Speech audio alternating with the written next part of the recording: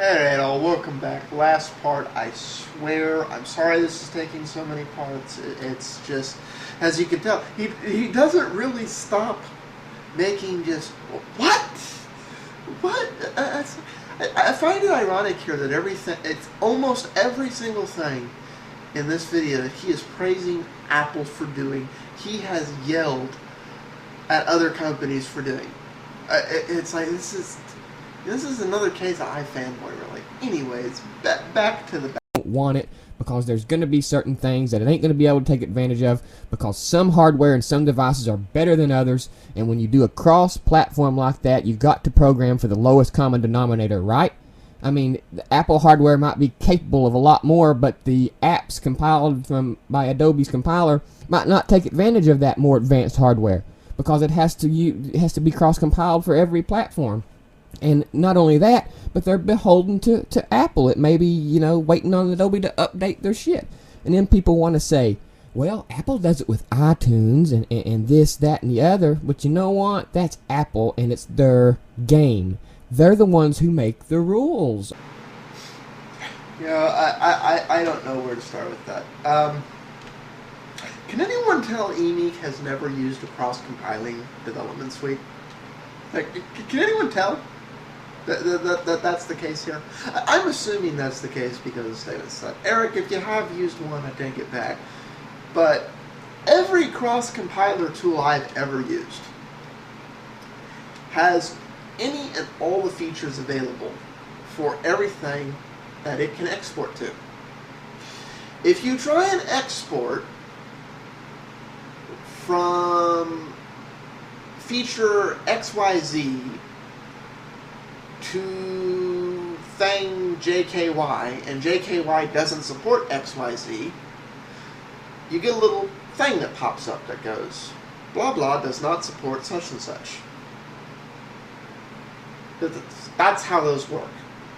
They don't only support the tools that are supported in all things. That's stupid. I don't know a single one that works that way. Even Microsoft's don't work that way. So, no. What would happen this would be the thing, how that would discern down. Company XYZ, releases their updated version, and it gets disseminated down. Which would mean within 1 to 3 months, if a new feature's come out, it's out. This would, however, mean if Apple wanted features, these new hot flash fancy features to be readily adopted, they'd have to actually work with developers. I know, crazy. Work with the people that fuel your industry. As long as you do that, it's adopted like that. So, I don't know what he's talking about there. I want to know what he's smoking, what he's not. Because, it's like, yeah, some have better hardware than others, some have not, but, given the hardware I'm seeing on some of the Android devices, Apple doesn't have better hardware. Not in this arena, not anymore. It's when you're looking at the specs of the iPhone, the iPad, as soon as we know the official specs for the iPhone 4 in a month or so, it's like, I want to do an actual comparison now. I would be willing to bet there's some Android phones out there that have superior hardware specs to the iPhone 4. We don't actually know that yet, but I'd be willing to bet there are some out there. So that would mean if what he's worried about, writing to the lowest common denominator, well, wait a minute. The lowest common denominator would be Apple. So, wait a minute. That would mean if they wrote to the lowest common denominator, everyone else would be held back by Apple being behind. But Apple would be benefited by that. I'm still confused. How is that a bad thing? A, it wouldn't happen, but B, it definitely wouldn't hurt Apple, it hurt everyone else. Okay, that's the way it is. They're the dungeon master. Okay?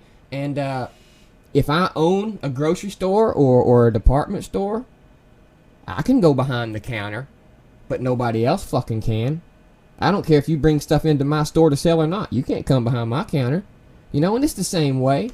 You know, it's not, in this regard, what's good for the goose ain't good for the gander, because it's Apple's ecosystem. It's Apple's store, and just because Apple iTunes is cross-compiled for Windows, or Apple's iTunes isn't compiled in C natively, or whatever, I don't know the argument, but that's pointless. You know, that's like saying, well, no fair. Daddy can do it, but I can't do it. But you know what? I'm your daddy. I can do things like that you can't do. Okay? Daddies and mommies can do things that their babies can't. And that's just the way it is. Sometimes it's unfair, but that's the way it is. And people want to say, well, Apple better be careful how they treat their developers. No. Apple treats the developers that respect their rules very well. Apple has created an ecosystem that has employed hundreds of thousands of people and made people tons of money, and got a new ecosystem altogether, a job sector for people. There's people that... Okay, I'm going to go ahead and cut him off there because I do not want to stretch this video into another part. Yeah, he goes on to say, oh, Apple created this whole infrastructure that everyone's fighting over, and yada yada. It's like, really? Because if I recall, iPhone version 1 had absolutely no app marketplace, and this little thing called jailbreaking the iPhone so that third-party developers could write apps for it, and Apple realized how much money this thing they said they didn't need was making, so they're like, we gotta get a cut of that. I know, we'll make it where it's part of the iPhone. And thus, the Apple Marketplace was born.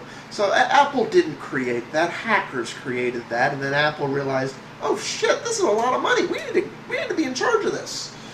So the most profitable thing of the iPhone was something Apple didn't want from day one. But it turned out to be the most profitable part of it. And the other thing out, you know, they're talking about, oh, Apple's taking such care of their developers and stuff.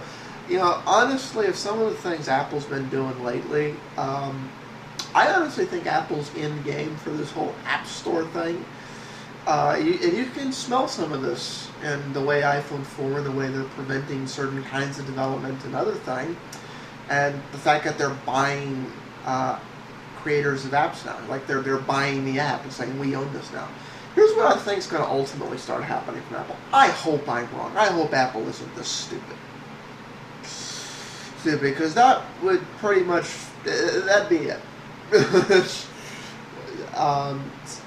Which I guess wouldn't be a bad thing, because then the iPhones would go away, and the iPads would die, and we'd all be good. And then we'd have a more open world. But I think their end-game plan here is ultimately to own all the successful apps.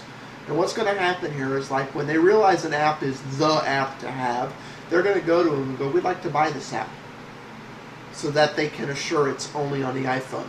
If that app is currently cross-thing, all of a sudden the other versions of it will disappear.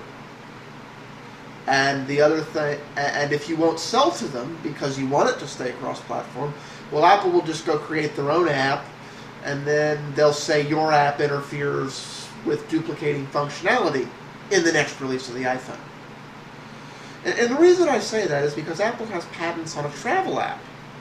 You know, which means Hertz, you know, all the companies that have travel apps, well, come iPhone 5, Apple's going to go, well, this directly duplicates our app's functionality, and therefore you can't have it.